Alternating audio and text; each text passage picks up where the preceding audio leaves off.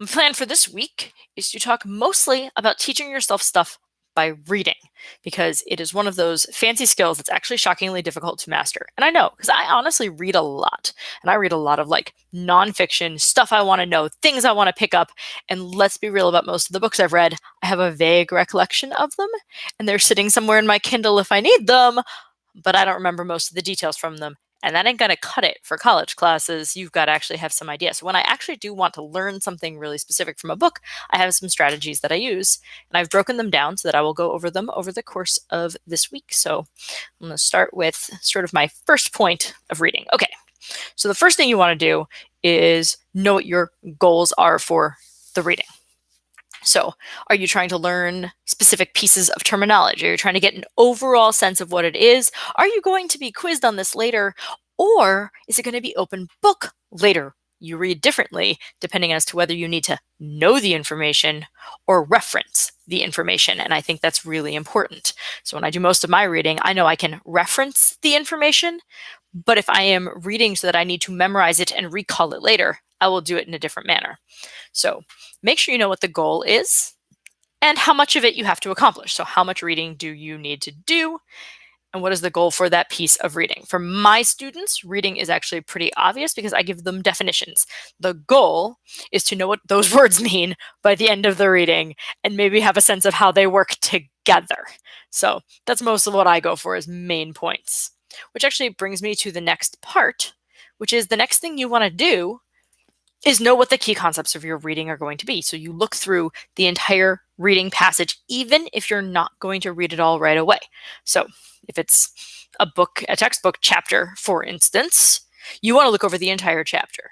You want to get a sense of what the headings are in the chapter. You want to get a sense of what the figures are going to be. You want to get a sense of what the goals are. So if they have those little boxes of what's the objective for this section, definitely check that out. Have a sense of how long it is and how well it's broken up, because you're going to want to break it into sections when you actually deal with it. And then the real next key for getting started on reading something like this is to actually create an outline before you've ever read using those things. You want to make an open-ended kind of outline. If you like to type, this is easy. If you like to write, you got to leave yourself various kinds of spaces, but it doesn't have to be perfect the first time because your first outline is mostly a reference point. But I would write down, for instance, the title. I would write down titles of any sections, again, with space between them if you need to. I would put the page numbers of those sections.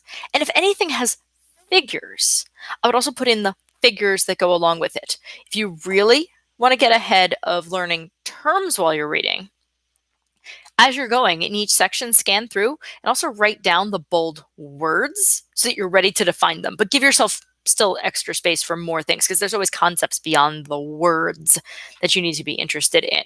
So if you actually start off your reading by going through it, having a sense of what you have, and having an outline waiting and ready for you to start to fill in, that is really the best way to pick up information from reading. You're not going to get it the first time, so your brain needs to already be pre-prepared for what's coming.